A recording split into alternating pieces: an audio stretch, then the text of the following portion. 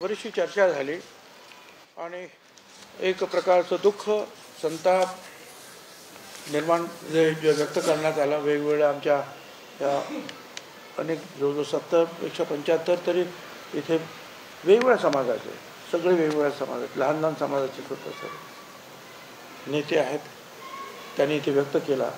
काही आम्ही ठरावसुद्धा इथे मंजूर केले. ठराव क्रमांक 1 आहे, महाराष्ट्र शासनाने मराठा आरक्षणासंदर्भात सगळे सोयरे या शब्दाची व्याख्या बदलून मराठा समाजाला कुणबी प्रमाणपत्र देण्यासाठी महाराष्ट्र शासन राजपत्र असाधारण भाग 4ब दिनांक 26 जानेवारी 2024 नुसार मसुदा काढला आहे. यामुळे ओबीसी समाजाचे भीतीचे वातावरण निर्माण झाले असून आपला हा निर्णय मूळ ओबीसीवर अन्याय करणारा आहे. त्यामुळे 26 जानेवारी 2024चा हा राजपत्राचा मसुदा रद्द करण्यात यावा असा ठराव या ठिकाणी संमत करण्यात आला. ठराव क्रमांक 2 संमत करण्यात आला. महाराष्ट्र सरकार नियुक्त न्यायमूर्ती संदीप शिंदे समिती ही असंविधानिक असून मागास वर्ग आयोग नसताना मराठा कुणबी मराठा जात नोंदीचा शोध घेऊन कोणत्याही मागास वर्ग आयोगाने राज्य किंवा राष्ट्रीय आयोग मराठा समाजाला मागास ठरविलेले नसताना या समितीच्या शिफारशीवरून प्रशासनाकडून मराठा कुणबी प्रमाणपत्राचे वितरण केले जात आहे. सदर मराठा कुणबी मराठा प्रमाणपत्राचे वितरणाला स्थगिती देण्यात यावी असा ठराव करण्यात येत आहे.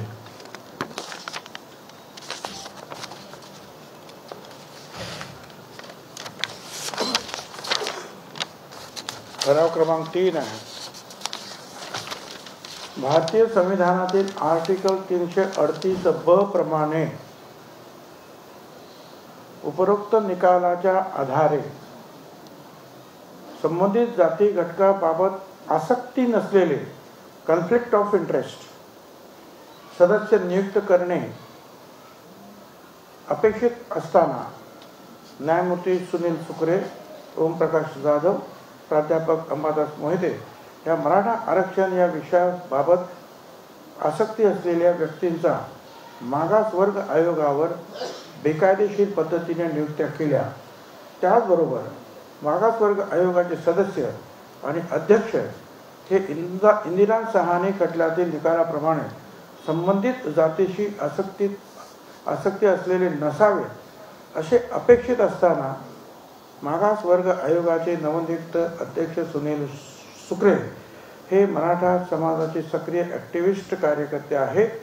त्यामुळे राज्य मागास वर्ग आयोग व न्यायमूर्ती शिंदे समिती रद्द करण्यात यावी असा ठराव करण्यात येत आहे. हे आम्ही 3 ठराव इथे मंजूर केले, ते आम्ही शासनाला पाठवू. आणि माझ्या तमाम ओबीसी बांधवांना, भगिनींना, तरुणांना विनंती आहे की आपल्या मुलाबाळांच्या भविष्यासाठी आपण सगळ्यांनी बाहेर पडलं पाहिजे, एकत्रित आलं पाहिजे, गट बाजूला ठेवले पाहिजे. 374 ज्या जाती आहे एकत्रित त्यांनी येऊन आपली शक्ती दाखवली पाहिजे. आणि त्यासाठी 1 तारखेला आपापल्या आमदार, MLA किंवा MLC किंवा खासदार आणि तहसीलदार यांच्याकडे जाऊन ओबीसी आरक्षणाचा बचाव करावा या संदर्भातल्या मागण्या त्यांच्याकडे देतील. त्यांच्या पुढे जे आहे आपापल्या पद्धतीनं जे आहे त्या मागण्या मांडण्याचा प्रयत्न करतील. लाखोच्या संख्येने जे आहे याच्यामध्ये त्या सगळ्या ओबीसी बांधवांनी बाहेर पडलं पाहिजे. आणि हा कार्यक्रम सगळ्या आमदार खासदारांना कळलं पाहिजे की ओबीसी भटक्या विमुक्त हे सुद्धा या राज्याचे नागरिक आणि मतदार आहेत, ज्यांची राजकीय पक्षांना आणि निवडणूक लढवणाऱ्यांना गरज आहे. त्यामुळे त्यांच्याकडे सुद्धा जाऊन आपण ही मागणी केली पाहिजे. ही मागणी करत असताना सर्व मराठा असतील, ओबीसी असतील, दलित असतील, आदिवासी असतील, कुणी असतील आमदार, या सगळ्यांकडे त्या मतदारसंघातील लोकांनी हजारो लाखोच्या संख्येनं बाहेर पडून जायचं आहे.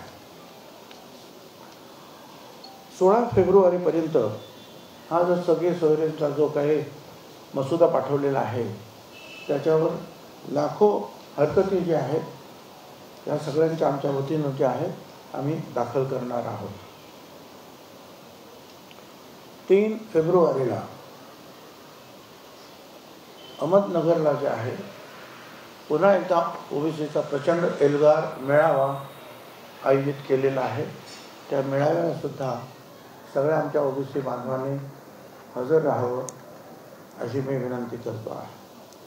या ओबीसी समाजामध्ये, भटक्यामुक्त समाजामध्ये अनेक विचारवंत आहेत, अनेक लेखक आहेत, अनेक वकील आहेत, अनेक वक्ते आहेत. या सगळ्यांनी ह्या आमच्या कामामध्ये, आमच्या ह्या आंदोलनाला सहकार्य करावं. वकील असतील त्यांनी कोर्टामध्ये ज्या वेगवेगळ्या पद्धतीनं आपलं जे आहे पूर्णपणे शक्तीनं कोर्टात उभं राहून ओबीसीवरचा अन्याय कसा होतो हे कोर्टाला आपण पटवून दिलं पाहिजे. आणि त्यासाठी ज्या केसेस करायच्या आहेत तिथे शेकडोच्या संख्येनं जे आहेत या वकिलांनी सुद्धा आलं पाहिजे. कार्यकर्त्यांनी त्या वकिलांना संपर्क साधला पाहिजे. ज्यांना ज्यांना जे जे काही सहकार्य करता येईल त्या त्या पद्धतीनं जे आहे आंदोलनाला सगळ्यांनी सहकार्य करायचं आहे. नंतर हा विचार सुरू आहे अजून, त्याचं जे आहे फायनल जे आहे तारखा किंवा इतर सगळ्या गोष्टी ज्या आहेत डिटेलिंग जे आहे आता आम्ही करतो आहे. आणि ते म्हणजे महाराष्ट्र यात्रा ओबीसीची हे आपण काढतो, ओबीसी एल्गारची महाराष्ट्र यात्रा. त्याची सुरुवात अर्थातच मराठवाड्यातूनच होईल आणि त्याची तपशील जो आहे आता लवकरच जो आहे जाहीर करण्यात येईल. आणि या राज्यामध्ये ओबीसी भटक्यामुक्त समाज हा 54% आहे. पण त्याचबरोबर माझी विनंती, जे शेड्यूल कास्ट आहे, दलित, जे शेड्यूल ट्राईब आहे, आदिवासी आणि इतर समाजाचे जे लोक आहेत त्या सगळ्यांना माझी विनंती आहे की हे आक्रमण जे आहे झुंडशाहीचं आक्रमण आहे. ते आज ओबीसीवर होत आहे, उद्या कुणावरही ते होऊ शकेल. याचा प्रतिकार करण्यासाठी सगळ्यांनी एकत्र या आणि ह्या आमच्या प्रतिकार आंदोलनाला जे आहे साथ द्या असे आम्ही सगळ्यांच्या वतीनं त्या ओबीसी बांधवांना, भगिनी मातांना साथ घालतो आहोत, विनंती करतो आहोत.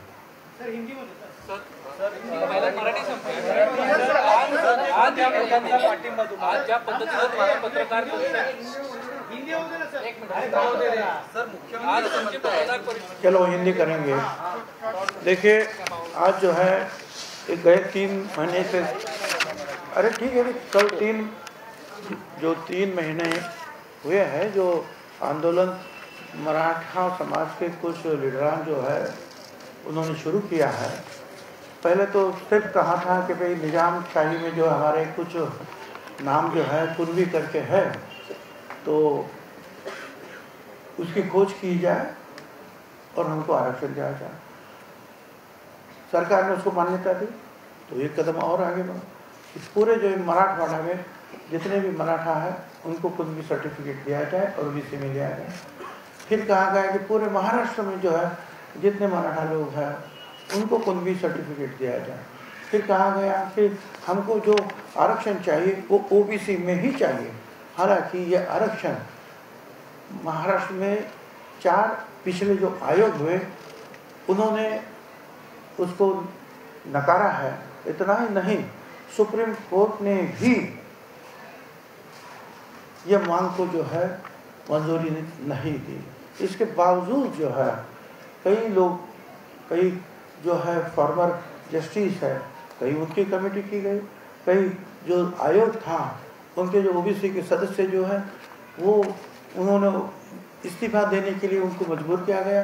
फिर वहाँ ऐसे लोग लाए गए और यही प्रोग्राम दिया गया कि मराठा समाज को जो है आरक्षण देना है। और अलग अलग अलग रास्ते जो है अपनाए गए। एक तरफ से जो है कुनबी सर्टिफिकेट 54 लाख लोग अब कहते हैं, 54 कोई कहता है कि 57 लाख लोग, इनकी जो है खोज हुई है। और उनके जो भी जो फैमिली मेंबर्स है या लंबे तक, उनको भी जो है वो कुनबी सर्टिफिकेट दिया जाएगा और वो सारे जो है ओबीसी में आ जाएंगे। मतलब करोड़ों की संख्या में अब इतने लोग आते हैं, तो जो ओरिजिनल जो ओबीसी है, जो भटका है, विजेएनटी जो है, इन सब का जो आरक्षण जो है खत्म हो जाएगा। तो सिर्फ पॉलिटिकल आरक्षण खत्म होता है ये नहीं है, जो नौकरियां है, शिक्षा है, एजुकेशन है, ये सब आरक्षण जो है ओबीसी का खत्म हो रहा है। और इसके लिए जो अलग अलग स्तर पर जो है लोग नियुक्त किए गए और जो भी मांगे आगे उन्होंने रखी, उसको मान्यता देने का काम हुआ है। अब अगर ऐसे लाखों लोग जुटाकर और शक्ति प्रदर्शन करते हैं, तो अगर कुछ भी मांगे अगर मंजूर होती है, तो आज ये हमला ओबीसी के ऊपर हो सकता है, कभी शेड्यूल कास्ट के ऊपर, शेड्यूल ट्राइब के ऊपर भी हो सकता है, और कुछ भी हो सकता है। अगर सरकार झुकती है लाखों लोगों के सामने, तो फिर कुछ भी हो सकता है। और ये भूल रहे हम लोग कि इसी राज्य में है 54% ओबीसी है, दलित है, आदिवासी है, दूसरे लोग हैं।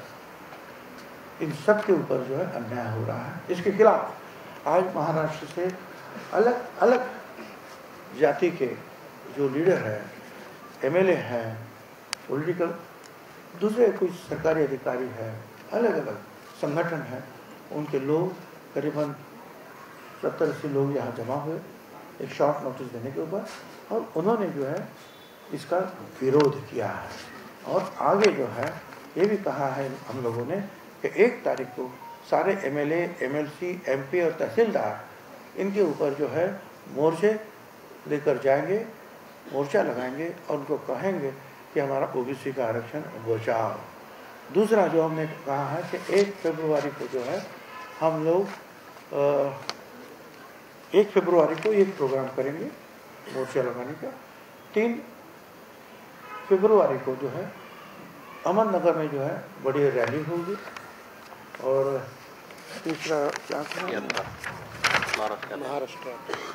और 16 फरवरी तक जो कल का जो है ड्राफ्ट आया है, जो फैमिली के जो रिलेशंस में जितने हैं उन सबको जो है एक बस शपथ पत्र दिया है, उन्होंने दिया, तो उनको ओबीसी का सर्टिफिकेट मिल जाएगा। बस एक शपथ पत्र दे दो कि हम है इसके जो है हम रिलेटिव लगते हैं। तो ये सब जो है इसके ऊपर जो हम हरकत ले रहे हैं, ऑब्जेक्शन ले रहे हैं। लाखों लोग जो है ये हमारे जो है ऑब्जेक्शन जो है दर्ज करेंगे गवर्नमेंट में। और फिर एक ओबीसी की यात्रा भी निकलेगी महाराष्ट्र के लिए, जिसकी शुरुआत जो है मराठवाड़ा से होगी। उसके बारे में जो डिटेल्स जो है वो उसके ऊपर विचार विमर्श हो रहा है। आजच्या पत्रकार परिषदेच्या माध्यमातून तुम्ही वेगवेगळे आरोप केले, शुक्रेंची नियुक्ती असेल किंवा ज्या पद्धतीनं प्रमाणपत्र देण्यासंदर्भातली अधिसूचना काढणं असेल, हे सगळं मुख्यमंत्र्यांच्या आदेशानं झाले, हे तर सर्वांना मान्य आहे। पण असं असताना कुठं तुम्हाला विश्वासात घेतलं गेलं नाही का? अशी काही परिस्थिती होती? मला विश्वासात घेतलं ते एका पहिल्यांदाच की ज्या वेळेला ते म्हणाले की निजामशाहीमध्ये काही लोकांच्या नोंदी आहेत, तर ते आपल्याला नोंदी त्यांना ते शोधून त्यांना आपल्याला कुणबी सर्टिफिकेट द्यायचं आहे। म्हटलं काही हरकत नाही, कुणबी म्हटल्यानंतर ते ओबीसी होतात आणि त्यांची जर नोंद असेल तर त्यांना अवश्य द्यायला पाहिजे, माझा त्याला विरोध नाही। मी त्यांना हेही सांगितलं की मराठा समाजाला वेगळं आरक्षण द्या, त्याच्यासाठी जे काही प्रयत्न करायचे ते करा, आमचा त्याला पूर्ण पाठिंबा आहे। ही चर्चा माझी झालेली आहे। पण बाकी मग त्याची जी व्याप्ती वाढत जी गेली त्याच्याबद्दल माझी काही चर्चा झाली नाही. ऐकतोय, बघतोय, चर्चा अशी नाही. तुम्ही वेगळा काही निर्णय घेणार का जर मुख्यमंत्री ऐकत नसतील किंवा ओबीसीवर एवढ्या मोठ्या प्रमाणात अन्याय होणार असेल? आज सर्व ओबीसीचे प्रतिनिधी एकत्र आलेले आहेत, काही वेगळा निर्णय घेण्याचं काही हे आता वेगळेच निर्णय आहेत ना. हे ठराव जे केले आहेत हे वेगळेच निर्णय आहेत आणि हे सगळे जे आहेत जे आता मोर्चे वगैरे लागणारे सगळे वेगळे निर्णय आहेतच ना. संजय राऊतांनी पण प्रश्न विचारला की तुम्ही सरकारमधून बाहेर पडणार. संजय राऊत म्हणतात की तुम्ही सरकारमधून बाहेर पडणार. असं काही मी जे काय करायचं आहे, जे बोलायचं ते बोलतोय. माझा पक्ष ठरवेल, मुख्यमंत्री ठरवतील. सर, मुख्यमंत्री असं म्हणतायत की तुम्ही तो अध्यादेश शांतपणे वाचला पाहिजे, त्यानंतर तुमचे जे गैरसमज आहेत ते दूर होतील अशा पद्धतीची प्रतिक्रिया मुख्यमंत्र्यांनी दिली. बरोबर आहे. काल रात्रीपासून आम्ही तेच काम करतोय, शांतपणे वाचण्याचं आणि शांतपणे बोलण्याचं सुद्धा काम करतो. आम्ही ते केलं आणि म्हणून आम्हाला जे ते वाटलं ह्या सगळ्यांना थोडंसं त्याच्यामध्ये काही वकील आहेत, काही डॉक्टर्स आहेत, काही राजकीय पुढारी आहेत, काही संघटनांचे नेते आहेत. सगळ्यांची चर्चा केल्यानंतरच मी तुमच्याशी बोलतोय. माझं मत जे मी मांडलंय ते आमच्या सगळ्यांचं मत आहे, माझ्या एकट्याचं मत नाही आहे, आमचं सगळ्यांचं मत आहे. सर, न्यायालयीन लढाई कशी असणार याच्यापुढे? आम्ही ती करणार सुरुवात. काही त्याच्याबद्दल काही पावलं टाकण्यात आलेली आहे, काही पावलं ज्यात उद्यापासून पडतील. तुम्हाला असे म्हणतात की जोपर्यंत सरसकट म्हणजे ज्या पद्धतीने सदस्यवऱ्यांना जे प्रमाणपत्र देत नाही तोपर्यंत आंदोलन पुन्हा एकदा सुरू करतात. तो त्यांचा प्रश्न आहे. जसं तो त्यांचा प्रश्न, त्यांच्यावर मला काय मी कशाला बोलू. आणि ते काय बोलतात ते सध्यापर्यंत आतापर्यंत तर होत आलेलंच आहे. त्यामुळे ते कुठेतरी आता थांबलं पाहिजे आणि जे चुकीचं झालं आहे ते सुधारलं गेलं पाहिजे. आमचं आरक्षण वाचवा. आम्ही कुणाचं द्या म्हणत नाही. आम्ही भटक्या विमुक्तांनी ओबीसीचं आमचं आरक्षण, आमचा हक्क वाचवा एवढीच साथ जी आहे आम्ही सरकारला आणि जनतेला घालतो आहोत. सर, तुमच्या मात्र वारंवार एक असं होतं की ओबीसी समाजाला आरक्षण आहे ते कुठलाही धक्का लागणार नाही असं वारंवार सांगितलं जात आहे. मात्र मग मला तुम्ही सांगा, तुम्ही मला उत्तर द्या की तुम्ही 4 लोक आहेत, एक कॅमेरा वापरतायत, तुमचा तो हक्क जे आहे त्याला धक्का लागणार नाही आणि दुसरे आणखीन 10 त्याच्यामध्ये टाकले, मग काय होणार? 4चे 14 होणार. मग तो कॅमेरा कोणी वापरायचा? साधी गोष्ट आहे. धक्का तर तुम्हाला दिला नाही, पण 10 तुमच्या शेजारी आणून बसवले, मग झालं वाटप. सर, विजय आणि ओबीसी प्रवर्गाचं आरक्षण कसं काय रद्द होईल असा सुद्धा प्रश्न आहे. विजय जर मराठ्यांना 19% ओबीसी प्रवर्गात घेतलं जात असेल तर विजयंती जी आणि इतर ओबीसीचं प्रवर्गाचं आरक्षण आहे ते कसं रद्द होईल? जरांगीने प्रश्न रद्द असं होईल की केंद्रीय नोकऱ्यांमध्ये फक्त ओबीसी ओळखला जातो, तिथे याला ब्रॅकेट वगैरे टाकलेले नाहीत. नंबर 1. नंबर 2, निवडणुकीला फक्त ओबीसी ओळखला जातो, जात ओळखली जात नाही, ब्रॅकेट ओळखला जात विजयंती पण नाही राजकारणात. विजयंती वगैरे सगळं फक्त ओबीसी. बरोबर. असंच राजकारणाचं त्याला स्वरूप आहे. कुठच्या निवडणुकीला उभं राहायचं असेल तर स्थानिक स्वराज्य संस्थेच्या आणि केंद्र सरकारच्या काही नोकरी किंवा शिक्षण याच्या बाबतीमध्ये हवं असेल तर ते ओबीसी म्हणून मिळतं. संदर्भात सर, ज्या पद्धतीनं तुम्हाला विश्वासात घेतलं नाही त्याच पद्धतीनं दोन्ही उपमुख्यमंत्र्यांना घेतलं नाही का? कारण ते दोघंही कालच्या निर्णयामध्ये मला जे बोलायचं ते मी बोललो आणि जे बोलायचं ते बोलत असतो आणि तुम्ही मी जे काही बोलतो ते ऐकतात आहेत. त्यांना काय बोलायचं, काही लोक माझ्याशी सहमत नाही म्हणून म्हणतात, तर नाही सहमत आहे. माझं हे मत आहे, आमच्या सगळ्यांचं हे मत आहे, हे मी तुमच्यासमोर सांगतो. आता आणखी तुम्ही मुख्यमंत्र्यांची भेट घेणार आहात काय? सगळ्यांना घेऊन हा आक्रोश त्यांच्यासमोर मांडणार आहात? नाही, त्यांनी जर बोलवलं आम्हाला चर्चेला तर आम्ही जरूर जाऊ, आमचं म्हणणं मांडू. पण एक लक्षात ठेवा, आम्ही हे जे इथं आलो निर्णय घेतलो तर आम्ही अनेक सभांमधून जाहीरपणे सांगितलेलं आहे की या ओबीसीवर जे आहे बॅकडोर एंट्रीचा कार्यक्रम तुम्ही राबवू नका, ओबीसीमध्ये बॅकडोर एंट्री करू नका. हे सातत्याने आम्ही जे आहे प्रत्येक लाखो लोकांच्या मीटिंगमध्ये सांगतो आणि तरीसुद्धा हे चालूच आहे. मग आता आम्ही काय करावं तरी काय तुम्ही सांगा. सर, अनेक नेते टीका करतात आहेत, पण जेव्हा सामान्य माणसांच्या प्रतिक्रिया आम्ही स्वतः घ्यायला गेलो होतो तेव्हा असं म्हटलं जातं की निवडणुका आल्या की धर्माचं राजकारण किंवा जातीचं राजकारण महाराष्ट्रात आता पहिला सुरुवात झालेली आहे, याकडे कसं बघतात सामान्य माणसं? माझं राजकारण जे आहे हे 35 वर्षापासून ओबीसीसाठी मी करतो आहे. शिवसेना सोडली त्यावेळेला तुमचा कदाचित जन्म नसेल झाला, ती परिस्थिती कशी असेल त्यावेळेची. आता शिवसेना सोडणं सोपी आहे त्यावेळेला, तर तेव्हापासून मी लढत आलेलो आहे आणि लढतो आहे. मी ते लढणार, निवडणूक किंवा नो निवडणूक मला काही फरक पडत नाही. महाराष्ट्रामध्ये जे आहे एका बाजूला आपण बघतोय की मनोज जरांगे पाटील यांना सुद्धा मुख्यमंत्री एकनाथ शिंदे यांच्याकडनं अपेक्षा होती. आता महायुती सरकारमध्ये असं झालंय का की मराठा समाज जर आंदोलन करत असेल तर मराठा मुख्यमंत्रीकडनंच न्यायाची अपेक्षा करणार आणि ओबीसी समाज हा ओबीसी मंत्र्यांकडनंच अपेक्षा करणार. आणि हे सगळं होण्याच्या पूर्वी सर्व नेत्यांची सर्वपक्षीय बैठक जी आहे ती सह्याद्रीमध्ये पार पडली होती, ज्याच्यामध्ये तुम्ही सुद्धा उपस्थित का. जर सरकारमध्येच समन्वय नसेल आणि जर फक्त प्रत्येक समाजाने त्याच्या समाजाच्या नेत्यांकडनंच न्यायाची अपेक्षा करायची असेल तर सरकारमध्ये नेमकं चाललंय कसं? त्यावेळेला सुद्धा हे सांगण्यात आलं की ओबीसी समाजाला धक्का लागणार नाही. म्हणजे ऐकून वेगळं आरक्षण देऊ, बरोबर ना? मग वेगळं आरक्षण द्या. मग कुणबी सर्टिफिकेट सगळ्यांना आम्ही ओबीसीतूनच आरक्षण घेणार आणि कुणबी सर्टिफिकेट घेणार हा आग्रह धरून 57 लाख लोक आणि त्यांचे सगळे सगळे सोयरे यांना देण्यासाठी मुंबईच्या विषयावर आपण मोर्चे घेऊन आलात आणि ताबडतोब त्याची मान्यता आपण द्यायला लागलो आणि त्याप्रमाणे सर्टिफिकेट द्यायला लागलो. मग मला सांगा ओबीसीला धक्का लागला नाही का? त्याचं उत्तर तुम्हीच द्या ना. सीएम हे मराठा असल्यामुळे ओबीसी समाजाकडे लक्ष देत नाही. पुढे तर तुमचा प्रश्न असा आहे की काल मुख्यमंत्र्यांनी मनोज जरांगे पाटील यांच्या हातामध्ये कागद दिला. तुमचं असं म्हणणं आहे की बॅकडोर एंट्री होतीये. प्रत्यक्षात मराठा समाजाला आरक्षण मिळेल का आणि मिळेल का? किती म्हणजे सोपं येईल संपूर्ण प्रक्रिया? असं आहे की मराठा समाजाला आरक्षण मिळावं म्हणून प्युरिटी पिटिशन दाखल केलेलं आहे. 2 वेळा तो प्रयत्न झाला, कायदा बनवण्यात आले. एकदा पृथ्वीराज चव्हाण मुख्यमंत्री असताना, एकदा फडणवीस साहेब मुख्यमंत्री असताना, दोन्ही वेळांनी पाठिंबा दिला की कुठल्याही इतर समाजाच्या आरक्षणाला धक्का न लावता मराठा समाजाला आरक्षण द्यायचं आहे. मग हायकोर्टापर्यंत ते टिकलं, फक्त सुप्रीम कोर्टात अडचण आली. तर तेवढी सुप्रीम कोर्टातली अडचण तुम्ही सोडवली तर प्रश्न मिटला असता. पण तुम्ही म्हटलं नाही, सगळ्यांना कुणबी सर्टिफिकेट द्या, सगळ्या मराठा समाजाला ओबीसीमध्ये आरक्षण द्या.